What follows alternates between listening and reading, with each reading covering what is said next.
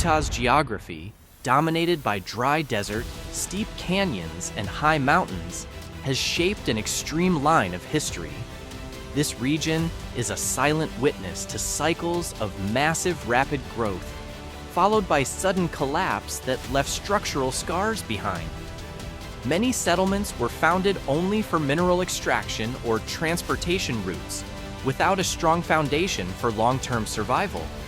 When the Earth's resources ran out or economic routes shifted, these towns were simply abandoned without a slow process of decline. In this video, we present a factual look at 15 locations in Utah. Most have already become complete ghost towns, while the rest are still inhabited, but now show clear signs of heading toward extinction.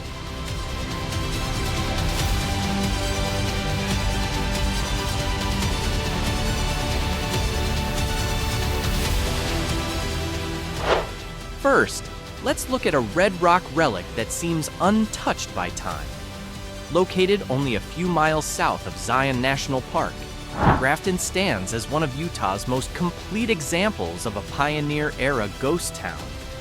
Founded in 1859 by Mormon settlers who wanted to grow cotton, this community was repeatedly hit by flash floods from the Virgin River and conflict with Native American tribes. The combination of natural danger and security concerns forced residents to give up, and the town was fully emptied by 1921. Grafton's current condition is excellent for documentation. Unlike other ghost towns damaged by looters, Grafton's buildings, including the red brick schoolhouse and church built in 1886, still stand firmly because of strict preservation efforts. The surrounding landscape of dry land and massive red rock cliffs creates a dramatic visual contrast. The town is relatively small, with only a few wooden homes and barns left, but its preserved layout gives an accurate picture of 19th century settlement patterns.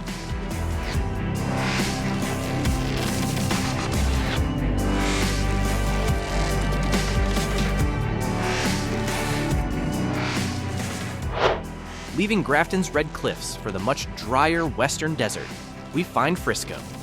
In 1885, this area was a wealthy silver mining town with more than 4,000 residents after the discovery of an extraordinary silver vein at the Horn Silver Mine. At its peak, Frisco was known as one of the wildest towns in America, where murder became almost routine because effective law enforcement barely existed. Its collapse began when the mine caved in during 1885, cutting off access to the town's main source of wealth. Today, Frisco's most iconic visual marker is a row of giant dome-shaped stone kilns that look like ancient beehives. These stone structures were used to produce fuel for silver smelting. Around the kilns, open mine shafts, sun-dried timber, and scattered commercial ruins lie across barren ground, creating a thick atmosphere of industrial death.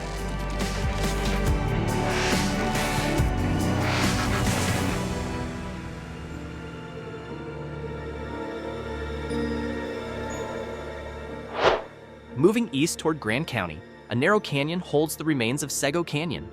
This place first developed as a coal mining town in the early 20th century, supplying fuel for the Transcontinental Railroad. The town had its own rail line and a fairly dense settlement inside the isolated canyon gap. Sego Canyon has a unique feel because it holds two different layers of history. On the rock cliffs surrounding the collapsed stone buildings and wooden foundations of the mining town, there are ancient rock paintings several meters tall, created by the Barrier Canyon culture thousands of years ago. The mining town ended in the 1950s when railroads shifted to diesel engines, making Sego coal no longer economically valuable. Today, the remains of a stone general store and wooden boarding house stand tilted, surrounded by the dry silence of the canyon.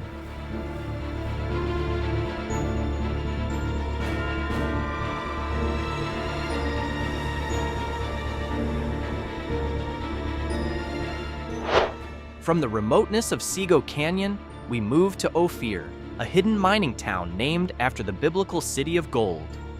Located at the bottom of a narrow canyon in the Ophir Mountains, Ophir exploded into a crowded settlement in the 1870s after silver, lead, and zinc were discovered in the area.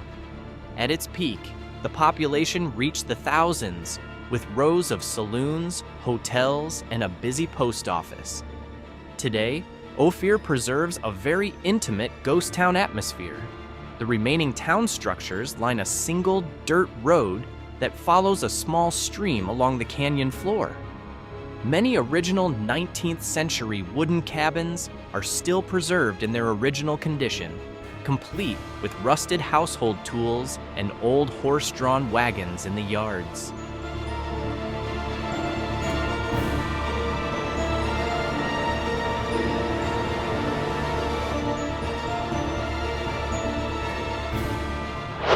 If most ghost towns in Utah died because of economic forces, Thistle in Utah County went through something entirely different. This town was once an important and strategic railroad hub, serving as a refueling and maintenance stop for trains crossing the Wasatch Mountains. Its heartbeat stopped suddenly, not because of falling market prices, but because of a geological disaster in April 1983. A massive landslide caused by extreme rainfall and snowmelt blocked the Spanish Fork River, creating a sudden artificial lake that flooded the entire town of Thistle within days. Residents had only a short time to evacuate, leaving their belongings behind. Today, Thistle is one of the most striking and tragic ghost towns in Utah. A two-story wooden house half submerged in water, power poles rising from the marsh, and broken railroad tracks bending into the water. This event made it one of the best documented modern ghost towns in the state.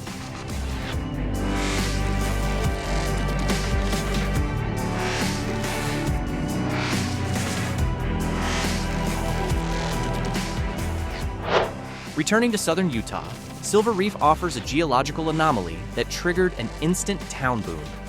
In 1875, a prospector discovered silver inside layers of sandstone. This discovery shocked the scientific community at the time, because according to geological theory, silver was not supposed to be found in that kind of rock formation. Almost overnight, thousands of miners built a town on this dry land. Its life was short but intense.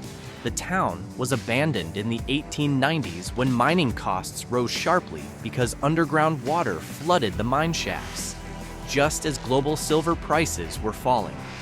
The main landmark left today is the Wells Fargo Bank building, built from solid blocks of local sandstone. The structure has been restored and is surrounded by the remaining foundations of other stone houses, slowly collapsing and blending back into the reddish desert soil.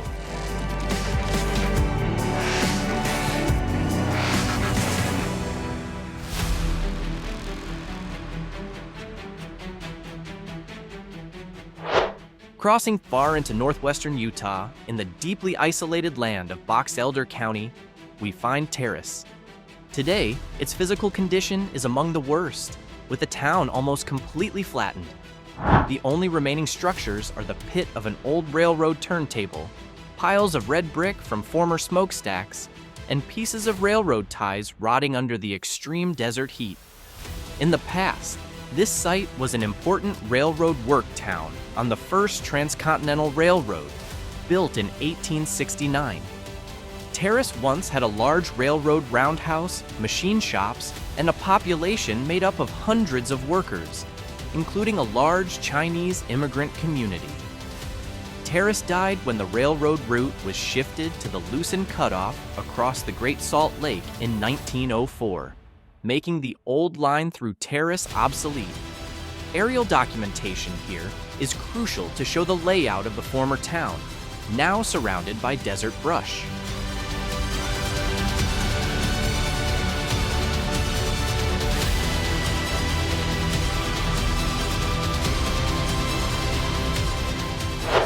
From the total emptiness of Terrace, we move to Juab County to see Eureka. This town holds a unique position because, administratively, it has not fully become a ghost town, but instead sits in a critical transition zone. Eureka was the center of the very wealthy Tintic mining district in the late 19th century, contributing much of Utah's metal wealth. Eureka today is the perfect image of a town slowly dying. Along Main Street, rows of two-story Victorian commercial buildings stand with boarded doors and glass windows clouded by dust. Although a few hundred residents still remain, the town's business center is almost completely paralyzed. The remains of giant wooden mine head frames still rise above the hills around town, serving as constant reminders of the industry that once gave this place life, but has now disappeared.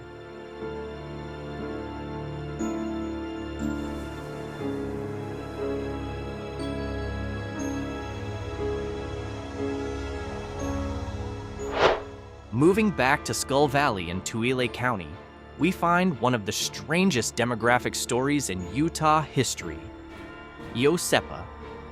Founded in 1889, this town was built specifically for immigrants from Hawaii who had converted to Mormonism and migrated to Utah. They tried to recreate island life by planting crops and building irrigation systems in one of the driest deserts in the United States. The community fought disease, freezing winters, and social isolation for nearly 3 decades. The town was completely abandoned in 1917 when the Mormon Church built a temple in Hawaii, encouraging residents to return to their homeland. What remains of Iosepa today is minimal but deeply emotional. There is only a small isolated cemetery in the middle of wide dry grassland, with a monument shaped like the bust of a Hawaiian warrior facing the silent desert.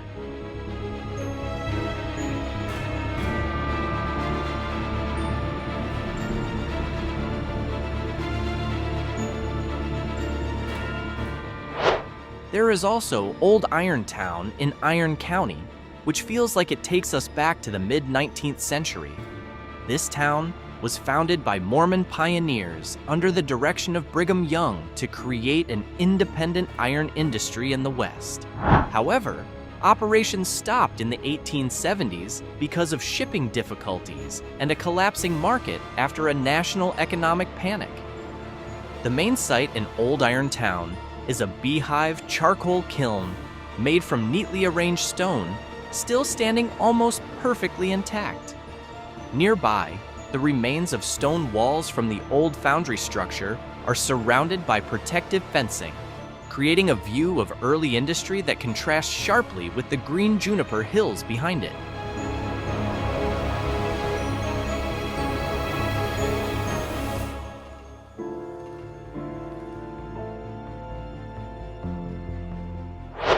Next, moving from a fully empty town to a settlement standing near the edge of death, we arrive in Scofield. This town has a dark history as the site of the Winter Quarters mine explosion in 1900, which killed more than 200 miners in a single day. Although it once recovered, the gradual closure of coal mines in recent decades has taken away Scofield's entire economic strength. The signs of decline are very clear in its demographics and infrastructure. Its population has now dropped sharply to below 100 people. The most striking visual of the town's decay is the massive 3-story brick school building, standing empty with broken windows in the middle of the settlement. In winter, when heavy snow covers the area, Scofield looks like a frozen dead town, with rows of wooden houses abandoned by their owners and yards filled with rusting vehicles.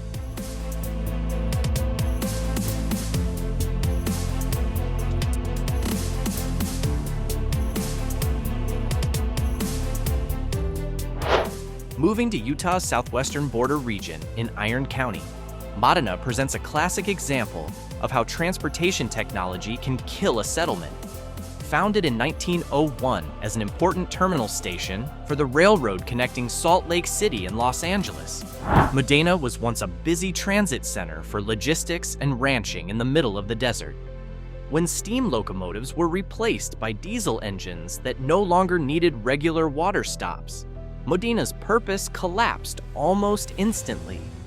The town now faces a severe population crisis, with residents who can almost be counted on one hand. Its center is dominated by the two-story red brick Modena Hotel, grand but empty, with a roof beginning to collapse.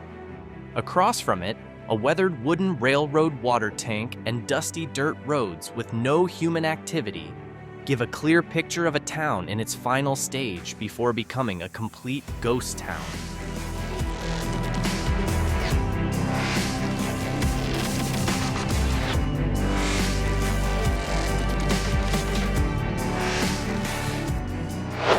Returning to the industrial region of Carbon County, Helper offers a complex case study in urban decline. The town was named after the extra locomotives added to train lines to help them climb the steep routes through the Wasatch Mountains. For a century, Helper was a prosperous multi-ethnic town built on coal mining and railroads. The signs of Helper's decline are clear in its historic commercial district. Although local artists have tried to revive some buildings, much of Helper's Main Street is filled with old early 20th century storefronts with boarded windows. A shrinking population and the loss of mining jobs have created an atmosphere of social stagnation.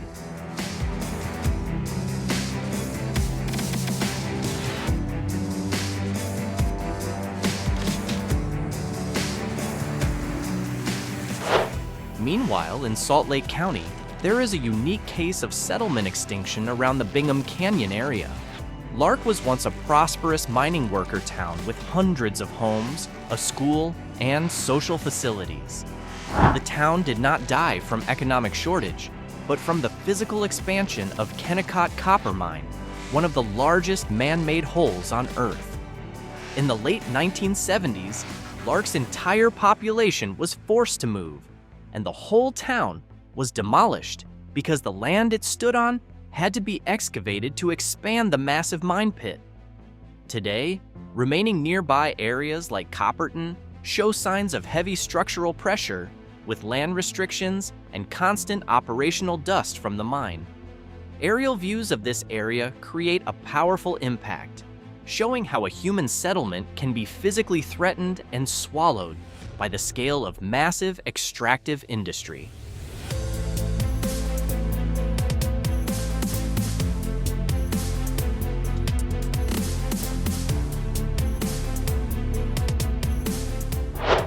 To close, we move to the far northern edge of Utah in Daggett County to see Manila. This town holds the title of county seat with one of the smallest populations in Utah. Geographically isolated by the Wyoming border and the Uinta Mountains, Manila suffers from a multi-dimensional crisis rooted in difficult access and a lack of economic diversity. Today, it shows signs of a future ghost town through its extreme dependence on seasonal tourism at Flaming Gorge Reservoir. When summer ends, the town enters a kind of suspended animation. Many commercial cabin complexes, old motels, and gas stations stand empty, with peeling paint and faded signs worn down by cold weather. The constant decline of the working-age population leaves the town with public facilities that feel too large and too quiet for the handful of elderly residents who remain, signaling Manila's fading future.